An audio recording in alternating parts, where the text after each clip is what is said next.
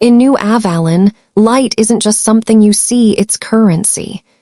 Every beam from the top of a glass tower, every pulse on a gala dress says one thing: I matter more than you.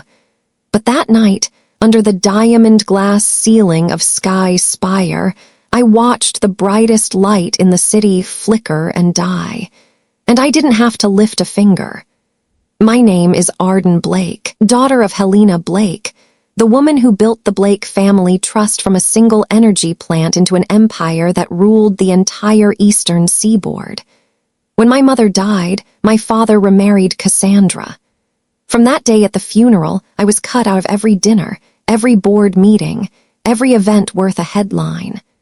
Cassandra was a master at power plays. She didn't have to shout to get rid of someone, just smile, pull you out of the spotlight, and let you vanish into the dark. Then last Tuesday, a flicker of light appeared above my desk, a holographic invitation to the 15th anniversary gala of Elias and Cassandra Blake. Black tie, attendance expected. I hadn't been expected anywhere in 5 years, but this time I tapped accept. Not to make peace. On gala night, New Avalon shimmered silver under the Atlantic moon, every tower's reflection sharp as a blade. And Sky Spire, the beating heart of the city, was waiting for me to walk in, carrying a grudge that never cooled. The drive to Sky Spire felt like moving through a living circuit board. Every street was lined with chrome facades and mirrored windows, each catching the moonlight and sending it ricocheting across the Atlantic. By the time my car slid into the private entrance, the tower's glass skin was glowing like a beacon or a warning. Inside, the air was warm and electric, carrying the hum of wealth. Champagne laughter spilled from every corner. The string quartet's music bled into the low murmur of business deals disguised as small talk. The guests weren't just dressed for the occasion, they were wired into it. Suits and gowns laced with microcircuits pulsed in time with their heartbeats, each one a walking light show. Some blinked in perfect sync with the music, others were set to a slow, confident rhythm, the kind that said, I can afford not to rush. Lyra, my half-sister, had sent me one of those gowns. Deep blue, flawless fit, and tight enough that breathing felt like a luxury. She called it a gift. I called it a uniform. The lift doors opened to the main hall, and the city spread out below through a curve of glass walls. Eyes followed me the way a room watches a dropped glass, not with curiosity, but with calculation. In New Avalon, every glance is a ledger, every smile a negotiation. And somewhere in the center of that light-drenched crowd, Cassandra Blake was smiling like she owned the night. I was halfway to the bar when I saw him. Tall, shoulders squared. No glowing lapels, no self-lit cufflinks, just a dark suit and eyes that moved like they'd already mapped every exit. The bartender slid a glass of champagne toward me, gold bubbles rising like tiny coins in a vault. Before I could touch it, the man stepped in, blocking my hand. Don't drink that, he said. His voice was low, deliberate, the kind you don't ignore. I didn't flinch. My face stayed still, but inside, something sharp locked into place. Why? I asked. Cassandra just dropped a nanobot in it, he said. I saw it on the security feed. Short-term memory wipe. Loss of motor control. Won't kill you, but you won't be able to defend yourself either. He slipped something into my palm, cold, wafer-thin, flickering faint blue. Footage, he said. You'll want it. I studied him for a second longer. And you are. Rowan Hale, you don't know me, but I know Cassandra's type. She won't stop until you disappear from the room, from the board, from your father's will. Tonight's just the cleanest way she could think of. Behind us, the music shifted key, and the glass floor lit from below like a rising tide. I set the champagne down, untouched. My pulse was steady, but my mind was already moving. If Cassandra wanted a performance, I'd give her one she'd never forget.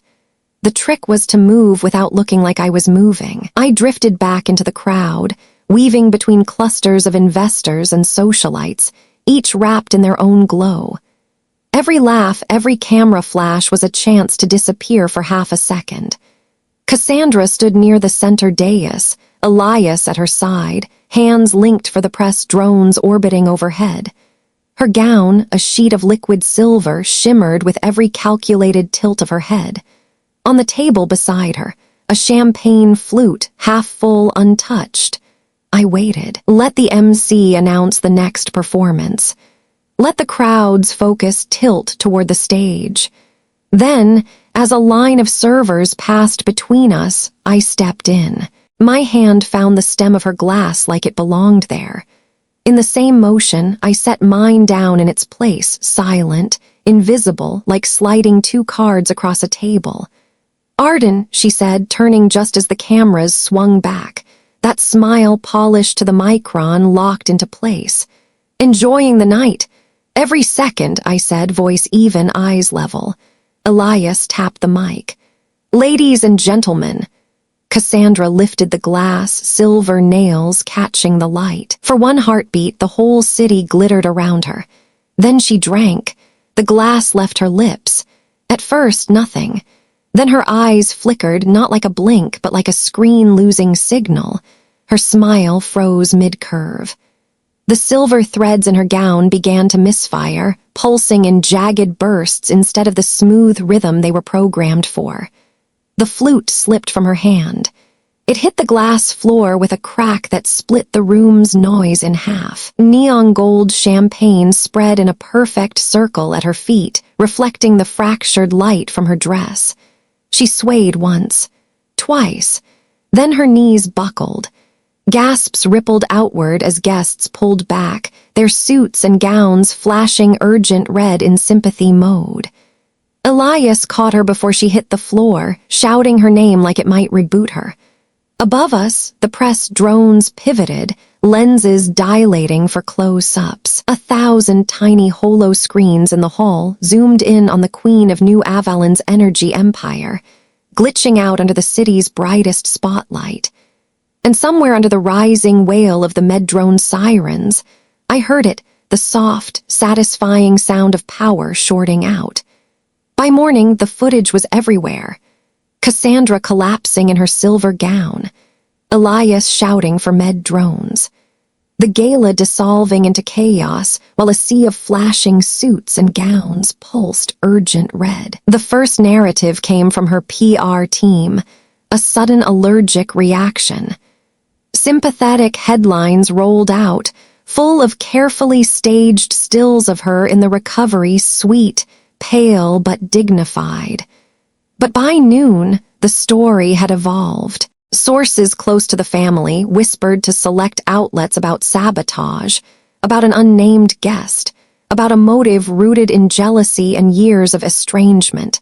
They didn't name me. They didn't have to.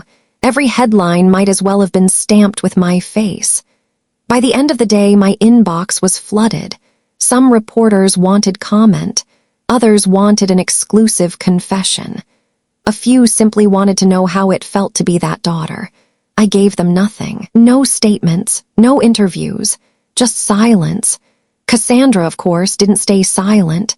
2 days later, she staged a press call from her recovery suite. The lighting was flawless, soft enough to smooth every line, bright enough to catch the glint of her wedding ring. Her voice trembled in just the right places. She thanked the guests for their concern. She spoke about forgiveness and family wounds. And then she looked straight into the camera, eyes glassy, and said, "Sometimes the people we love most are the ones who hurt us the deepest." It was a masterstroke, part pity, part accusation. For anyone who didn't know the truth, it painted me perfectly into her story, the bitter, unwanted heir. What she didn't know was that I was already holding the one thing that could flip the script.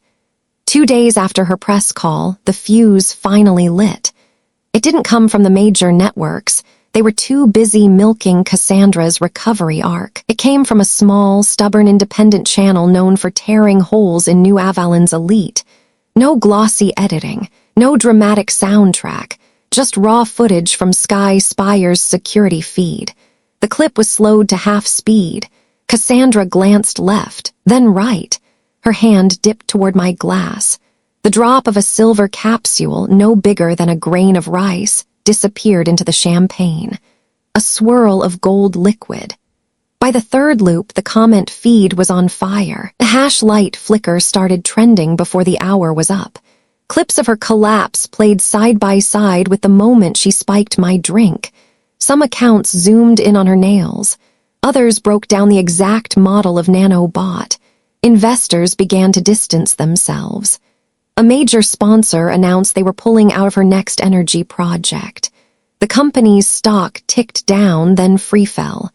Her PR team tried to push back, claiming the footage was doctored, calling the channel unreliable, but every attempt to bury it only made it spread faster. For the first time in years, Cassandra Blake's name wasn't trending for her power. It was trending for her fall. The video cracked her armor. But cracks aren't enough. If you want someone like Cassandra gone, you have to split the whole thing wide open. 3 days after the leak, I walked into the brushed steel lobby of Hale & Venn, my mother's old legal firm. The air still carried the faint scent of cedar polish she loved. Her name was etched into one of the glass walls, Helena Blake, founding partner. I laid a single document on the conference table, my parents' prenuptial agreement. Most people never read these past the gossip columns, but I had. I knew every word, every loophole, including Section 14. In the event of remarriage, the new spouse shall have no ownership or controlling interest in any asset belonging to the Blake family trust as established by the late Helena Blake. The Blake family trust, all of it was my mother's, which meant Cassandra had never legally owned a single share. My lawyers moved fast. By that afternoon, the claim was filed. By the end of the week, the court had frozen her access to every account tied to the trust. Board members saw the writing on the wall. Her seat on 3 corporate boards evaporated before she could issue a statement. Elias called once, left a message about working this out privately. But there was nothing private about what came next. At 9 a.m. sharp, the court's ruling hit the feeds. Full transfer of assets and authority back to the sole heir, me. Cassandra's reign wasn't just over. It was erased. The transfer papers took less than 10 minutes to sign. No speeches. No ceremony. Just Elias's pen scratching across the surface of a smart contract tablet, his eyes fixed anywhere but on me. I didn't celebrate. There was nothing to toast, only something to reclaim. That night I stood on the Sky Spire balcony, the same height above the city where Cassandra once looked down on everyone else. The Atlantic wind was sharp, carrying the hum of air traffic lanes threading between the towers. In my hand, the key to my mother's vault, a strip of matte black metal, heavier than it looked. Across the plaza, drones were dismantling the hologram sign of Cassandra's company. One letter at a time, the name she had built her image on flickered, glitched, and vanished into the dark. Below, the city lights kept burning. But hers, they never came back on.